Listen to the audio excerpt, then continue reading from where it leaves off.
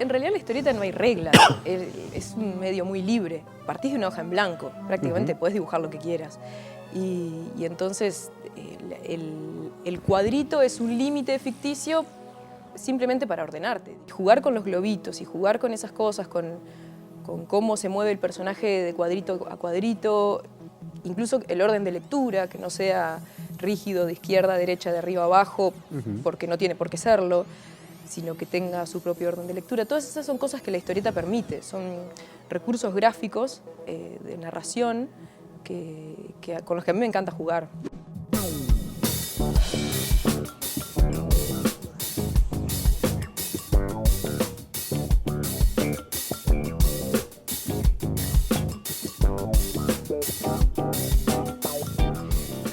¿Cuántos años tenías? ¿4 o 5 cuando te pegaste todos los lápices de colores en la cara? No, creo que 2 o 3, no sé. Andás a ver por qué lo hiciste, o ya era una determinación de lo que se venía después. En realidad eso es muy gracioso, es una de las historias que está escrita por mi madre en los diarios que escribía cuando éramos chicos. Nos iba llevando un diario de cada uno. Y muchos años después de que los escribiera, los encontramos y nos pusimos a leerlos entre todos y nos dimos cuenta que ya desde muy chiquita, aún incluso sin saber agarrar los lápices, ya tenía contacto con los lápices. Era muy gracioso porque en mi cuaderno había muchas anécdotas relacionadas al dibujo, que en el momento no era como, claro, no sabían que iba a ser dibujante, claro. Pero viéndolo ahora era como, era un antecedente. Era un determinismo casi, claro, ¿no? Siempre con los lápices pegados. Tremendo. Y los lápices te llevaron a ser una uruguaya tan excepcional que hiciste un primer trabajo a los 10, 11 años y lo cobraste en dólares. Y más de lo que me habían dicho. ¿Y más de lo que te habían dicho? Me habían prometido $100 y en el momento que me pagaron 200. Y yo que no podía creer. ¿Qué hiciste con 10, 11 años de dibujo pago? ¿Qué hice con la plata? Las dos cosas. ¿Qué hiciste con el dibujo y después con el dinero? No, en realidad fue una experiencia muy rara para mí. Yo que me pasaba todo el día dibujando en mi casa. Y lo que pasó ahí fue que una tía abuela mía tenía un instituto de inglés y me pidió que le hiciera el dibujo para las agendas del año 2000 del instituto y de los almanaques. Y lo hice, lo empecé por el 98 el dibujo. Y me llevó un rato. Mucho tiempo me llevó el dibujo y me agarré tremendo estrés, mi primer estrés laboral. Eras una niña explotada. Claro, una niña. No, después me pagaron muy bien. Pero sí, fue tremendo estrés. Y entonces ahí me di cuenta que no me gustaba trabajar. No te gustaba trabajar. Pero bueno, cuando me pagaron fue muy lindo. Y vos sabés que lo guardé. ¿Te lo guardaste? No lo toqué. Pensé que lo hubieras invertido de repente en pinceles o en más lápices o en... No, siempre fui muy austera para todo y agarraba y usaba lo que encontraba en la vuelta. Ni siquiera le pedía a mis padres que me compraran nada para dibujar. Dibujaba con lo que encontraba y en realidad, como todo el mundo sabía que a mí me gustaba dibujar, en mis cumpleaños los regalos eran cajas de silbapenes y ese tipo de cosas. Lápices. Los lápices de colores y ordenaditos, casi todo, que en degradé. Todos en degradé. ¿No? Es tremendo. Y lo que habías dibujado, ese primer dibujo que te llevó tanto tiempo, ¿qué fue? El dibujo ese para el instituto fue una especie de escena como de ¿Dónde está Wally? Porque yo en ese momento, desde muy chiquita me regalaron los libros de ¿Dónde está Wally? Y me encantaban, me pasaba horas estudiándolos y en verano yo dibujaba escenas y escenas llenas de gente y mi tía abuela los vio y le encantaron y me pidió que hiciera uno con el instituto y con todos los alumnos y las profesoras de inglés festejando que llegaba el año 2000. Pero con los de verdad, digamos, como para que después se encontraran ellos. Claro, ellos me mandaron un montón de fotos de todas las profesoras y en donde aparecían algunos alumnos. Entonces dibujé a los alumnos y cuando llegó la hora de dibujar las caras de las profesoras, que eran quienes se tenían que reconocer, me costó muchísimo, no podía y ahí mi madre me dio una ayuda para llegar un poco más al parecido y sí, después se divirtieron, según me contaban, se divirtieron mucho encontrándolos a todos. Ahora, pasado el tiempo, uno tiene que pensar que ese trabajo es un pedazo de trabajo el que te encargaron, terminó siendo poco pago, entonces, por más que haya sido el doble. Y bueno, yo no sé a cuánto estaba el dólar en ese momento. pero un cachote de exigencia, ¿no? Sí, fue mucha exigencia. Y te marcó como un pequeño umbral, ¿o no? En exigencia. Sí. Y capaz que sí, soy bastante exigente, me parece. En realidad es raro. Capaz que soy bastante exigente en la previa. En el momento de hacer es como que dejo que vaya saliendo y no rehago mucho. Como en la previa, en la parte de la idea. Pero también te pasó, por ejemplo, que hiciste retratos de profesores en el liceo, que un profesor lo vio en plena clase y en vez de decirte lo que nos hubieran dicho a todos, que qué estupidez está dibujando, te dijo, está muy bueno, soy yo. ¿Fue así? Sí, fue algo así. Yo sentada en primera fila y lo dibujé al profesor en el margen del cuaderno. Estaba regalada. Y vino y él estaba dando la clase, yo estaba tomando apuntes y veo el dedo de él que señala así, se clava y me dice, ¿este soy yo? Sí, está muy bien. Susto, Sí, igual en el primer sí, claro, momento, ¿no? temblé un poco porque me lo dijo así, todo duro. ¿Cómo permite expresar el dibujo? ¿Qué tiene como, digamos, porque tengo entendido que en realidad sí te ha acompañado, bromas aparte, desde súper chiquita, que era una cosa que te hacía concentrarte mucho, que de repente te concentrabas mucho más para dibujar que para seguir una clase, o ese Sí. tipo de cosas. Entonces, ¿qué potencialidades tiene, qué virtudes tiene para que uno se cuelgue tanto? Y en sí, yo qué sé, eso es como medio misterioso. A mí lo que me pasa no lo puedo describir en qué es lo que me atrapa, pero me pasa eso, me pasa que de repente me olvido de todo y estoy ahí dibujando y hasta me olvido de respirar a veces. Contengo la respiración que me he encontrado a mis hermanas o mi madre que se están riendo en silencio cuando me miran porque tengo los cachetes inflados de que no estoy respirando. O puedo pasar horas dibujando y me olvido de comer o de ir al baño. Pero no sé qué es lo que pasa. A mí, no sé, disfruto de ver aparecer la línea. Disfruto del sonido de la pluma en el papel. Parece re romántico lo que digo, pero es eso lo que me gusta, es verlo aparecer.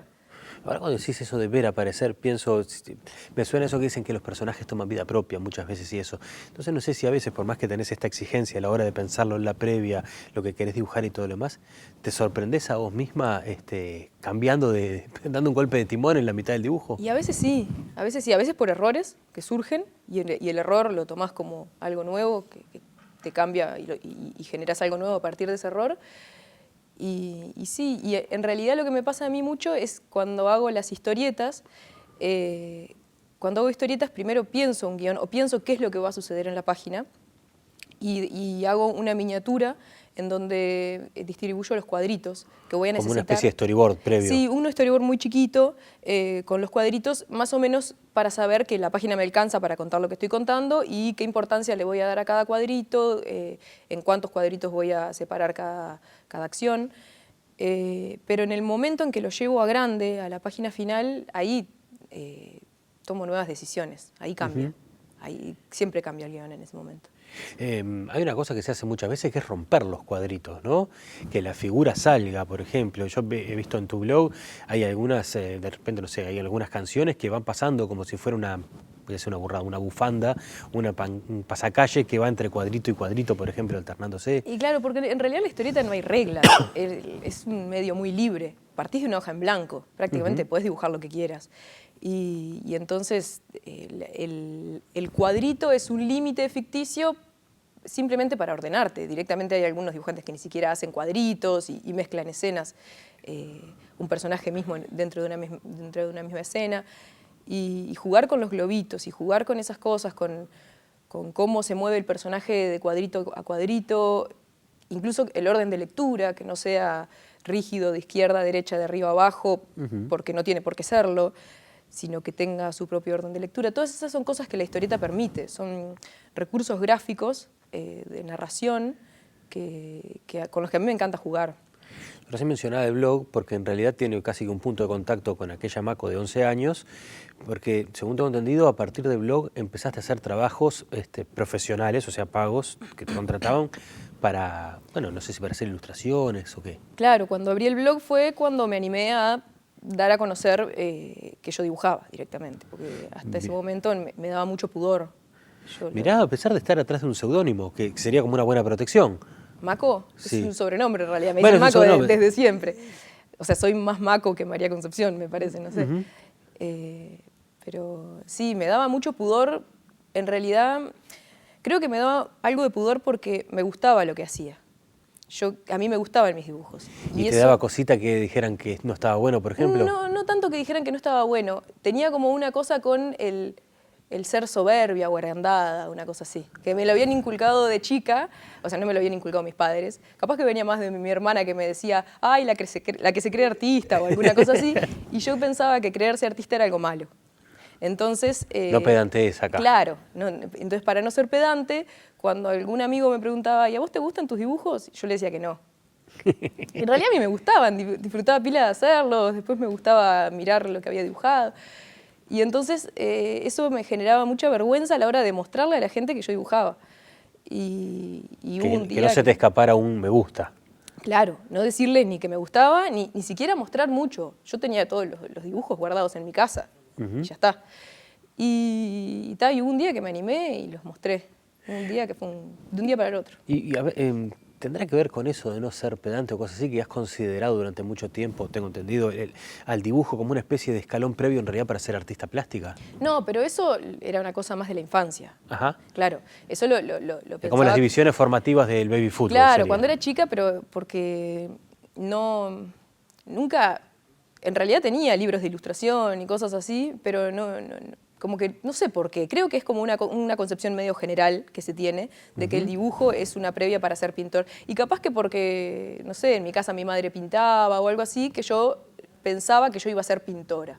Y pensaba que el dibujo era como la etapa previa para llegar a eso. Porque hay una concepción, sí, incluso yo conozco a algunos artistas, no sé, Osvaldo Civil, por ejemplo, en algún momento no quería recordar su pasado de dibujante de chistes en Guambia, porque consideraba que eso en algún punto menoscababa su imagen de artista plástico. Y hay algo medio así, me parece, pero me parece que es medio cualquiera. Claro, ¿no? Porque en definitiva lo que estás haciendo es arte en cualquier caso. Es en sí mismo, sí. ¿Te gusta el café? Me encanta. ¿Te invito un traguito? Dale.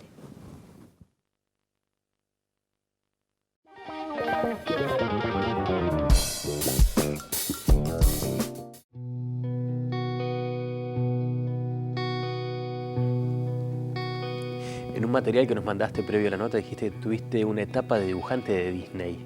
¿Qué quiere decir eso? Claro. Lo mismo que comentábamos hace un ratito, que así como pensaba que el dibujo era como una etapa previa para ser pintor, otra concepción que tenía era que de lo que se podía trabajar como dibujante era como dibujante de Disney, pero me imaginaba sentada entre un montón de gente que estaba haciendo el cuadrito a cuadrito, o sea, cada dibujito, no ser la dibujante que diseña los personajes, sino ser la dibujante que de estaba todo picando piedra, digamos, sí, ¿no? Sí. ¿Y cuándo te diste cuenta que no era necesario eso? Y supongo que eso fue una cosa más de la infancia también. Después, durante la adolescencia, ya esas ideas no estaban. Sí quería ser dibujante, pero no sabía bien cómo, no sabía bien en dónde, no sabía bien dónde trabajaban los dibujantes. Claro. Y nunca lo forcé tampoco, ni lo busqué. Y entonces me metí a estudiar arquitectura porque era lo más parecido que conocía dentro de las carreras formales y porque mi hermana estudiaba arquitectura, entonces como que seguía el tren. ¿Sabías que ahí había que dibujar? Sabía que ahí se dibujaba y no sabía bien de la existencia de Bellas Artes, era como que no investigué mucho. No, bastante perezosa ahí. Y me metí en arquitectura sabiendo que en algún momento iba a dejar. Como que creo que nunca pensé mucho en el futuro, como verás. Y sabía que en algún momento me iba a llegar, no sé, que iba a dejar. Y así fue. Hubo un momento en que no pude seguir estudiando arquitectura y me quise tirar a dibujar. Quise tener más tiempo para dibujar, para desarrollar esa parte. Y el estudio de arquitectura no me lo estaba permitiendo. Pero también estudiaste, sí, después estudiaste Bellas Artes. Sí, claro. Hiciste 5 o 6 años. 6 de Bellas Artes, 5 de arquitectura. Sí, 11 años de estudio. Entonces hay una formación ahí. Porque dicen que sos muy curioso y te gusta averiguar, y sos medio Wikipedia, que tenés una cantidad de datos, por ejemplo, que has desde estudiado japonés hasta sobre razas de perros, que has estudiado de todo un poco. Bueno, sí, y sí, me gusta todo eso. Pero lo de Bellas Artes es como más aplicado, ¿no? Sí, Bellas Artes es más directo, pero la verdad es que los idiomas son algo que me encanta, por ejemplo. Y en este momento estoy pensando tal vez en estudiar lingüística o alguna cosa así, porque me encanta todos esos temas. De idiomas he estudiado, sí, varios idiomas y me encanta cuando en el momento en que se rompe la la barrera y pasa a ser comunicación. Ujú. Entonces tener, aunque sea una base de los idiomas para poder generar comunicación, me encanta. No sé si estoy equivocado, pero el japonés también es, al estilo del chino, digamos, son ideogramas, ¿no? Sí, claro. Entonces, ahí tenías una virtud que te destacaba de tus compañeros, que alguna profesora te elogió, porque No me acuerdo si me lo... Ay, tengo Ah, tan bueno, mala son memoria. chismes que me han pasado. Puede pueden ser estar- se lo haya dicho a alguien alguna vez, pero mi memoria es horrible. No va por ahí. Pero es cierto, es un idioma en el cual las letras no se escriben, se dibujan. ¿Está bien dicho así? Podría decirse, sí, porque los trazos tienen un sentido, un orden. No es lo mismo hacerlo de izquierda a derecha que de derecha a izquierda. Cada trazo tiene su forma de dibujarse, digamos. Entonces, sí, de alguna forma los ideogramas se dibujan. Sí. Pensaba si en algún punto podía tener una conexión que hayas estudiado japonés con lo del dibujo, por ese Yo lado. no creo que no va por ahí. Creo que va más por el lado de que realmente me gustan los idiomas en general. Y punto. Y ese casualmente tenía ideogramas y sí, me gustaba hacerlos. Dibujarlos. ¿El dibujo te ha hecho participar de alguna experiencia como una revista chilena que se llama Brígida, que es una revista que tiene 4 o 5 números o poco, no Sí, sé, hasta ahora no creo muchos. que llevan 5. Ahora. Llevan 5, ahí va. Que es una revista en realidad de cómics, pero íntegramente hechos por mujeres, Sí, ¿no? sí. Se vive como una cuestión militante. Y por otro lado, hay otra cosa que me intriga mucho, es saber si es tan distinta la cabeza de un artista, sea varón o mujer, digamos, a la hora de desarrollar una historieta. Bien. A mí me parece que más por las cosas que he compartido con otros colegas, me doy cuenta de que sí hay una diferencia de oportunidades entre hombres y mujeres. Muchas colegas mujeres me han comentado de puertas que se les han cerrado por ser mujeres. A mí personalmente no me ha pasado y creo que he tenido mucha suerte en ese sentido y que desde que empecé a mostrar mi trabajo ha sido bien recibido, tanto por hombres como por mujeres, y más que cerrárseme puertas por ser mujer, hasta se me han abierto. Y no sé, o sea, a mí no me ha pasado, pero entiendo que sí, que es un mundo bastante duro para las mujeres, especialmente tal vez en otros países. En Uruguay todavía es muy chico, especialmente la parte de historieta. La parte de ilustración es un poco más grande, ilustración infantil y todo eso. Y la parte de historieta sigue siendo chico, aunque ha crecido mucho en los últimos años, pero sigue siendo bastante chico. Somos pocos los historietistas en Uruguay y entonces es como que no le puedes cerrar las puertas a nadie porque te quedas sin gente que haga cosas. Claro. Pero en otros países de Latinoamérica sí hay, y entonces es necesario que haya una parte militante. Bien, y eso con relación al género de las oportunidades. Y con relación al contenido, Ahí va, me habías ¿se preguntado. piensa distinto? Yo eso no lo sé, yo solo he pensado como mujer. Desde Bueno, pero mí puedes como comparar mujer. de repente o intercambiás con colegas y conversan sobre... Lo que pasa es que yo tampoco veo que haya una conexión tan directa con cosas que veo que hacen otras colegas mujeres. O sea, conexión directa con lo que hago yo. No veo tanta relación entre lo mío y lo de otros colegas hombres como de otras colegas mujeres. Entonces, yo no sé si se Pero piensa no así. surge de repente eso no sé, no se me ocurre algo concreto para decirte, bueno, si son mujeres te elogian más cómo dibujaste esta taza, pero si son hombres te hablan más del color del café. No. Que Yo creo- tengan puntos de vista que se centren en la atención en cosas distintas. Me parece que no, que va por otro lado. No sé, yo no me he encontrado con eso. Sí, ¿cómo desarmar una relación con un cierto público que te sigue, que le pedís, por ejemplo, que te manden letras de canciones que les gustan o directamente el tema entero y reflejarlo después en una historieta? Porque me resulta una forma curiosa abrir la puerta. Sí, eso fue muy divertido. Eso, Está en el blog también. Sí, es una historieta que la publico en mi blog, que se llama Radio Bujada. El nombre mismo del programa fue sometido a votación del público. Pedí que ellos me tiraran opciones en los comentarios y después hice una votación y todos votaron y salió elegido Radio Bujada, que a mí en el principio no me gustaba, pero bueno. Pero te la bancaste, eso es la Me democracia. banqué, claro. Y bueno, eso surgió una noche que estaba dibujando. Yo tengo unos amigos dibujantes, uno de Rosario y otro de Córdoba y otro de Buenos Aires, con los que siempre nos juntábamos en MSN a dibujar a la vez. O sea, dibujábamos y chateábamos a la vez. Y un día les pedí que me dijeran algún tema que les gustara y yo hice una historieta en la que pasaba los temas que ellos me habían pedido. Era simplemente eso. Y cuando la subí, la gente en vez de decirme, como me decían en otros dibujos, ay, me encantó, o qué lindo esto, o lo que sea, empezaron a decir, la radio está buenísima, pasá por favor tal tema, te saluda. Eras aquí hasta su disco. Claro, te saluda fulanito de tal lado. Y entonces se lo tomaron como una radio en serio. Yo no fue con esa intención que lo empecé a hacer, pero surgió así. Y entonces recolecté todos los temas que me habían pedido, hice una segunda. Y así en cada emisión de la radio tenía más y más pedidos. Y se fue dando una interacción con la gente que estuvo de más. Estuvo buenísimo. Porque me imagino que no es habitual. Está bien, un blog lo permite porque permite comentarios, pero no sé cuán habitual es que un dibujante reciba la devolución de cómo pega su trabajo en la gente. Y bueno, antes de las redes era casi que imposible, a no ser que te mandaran cartas o algo así. Yo justo cuando empecé a mostrar mi trabajo fue a través de las redes, entonces desde el principio tuve una devolución. No viví esa etapa previa a las redes. De estar en una redacción. Claro, o de dibujar en tu casa y llevarles la tira al diario y ellos se encargan de todo el resto. Pero no viví esa parte. Entonces yo siempre desde el principio he tenido una interacción y siempre he tratado de estar ahí y de contestar a los que me comentan algo, a los que se toman un ratito para comentar algo. Está bueno, es una cuestión de respeto también a la persona que te escribe. Sí, y eso es una interacción. Sí. ¿Cuánto tiene que ver el cuelgue con el dibujo, con la infancia y la adolescencia en Trinidad? Pensando en, no sé cuántas opciones de entretenimiento hay, de repente en Montevideo, no sé, tenés cine, tenés esto, tenés lo otro. Sí, la verdad es que criarse allá fue bastante tranquilo, especialmente nosotros que vivíamos no vivíamos en el centro, sino bien en el borde de la ciudad, enfrente al parque, una calle por la que no pasaba nadie, estábamos en el camino al cementerio, los únicos que pasaban por ahí eran gente que iba con un ramo de flores. Lo que venía a pasar.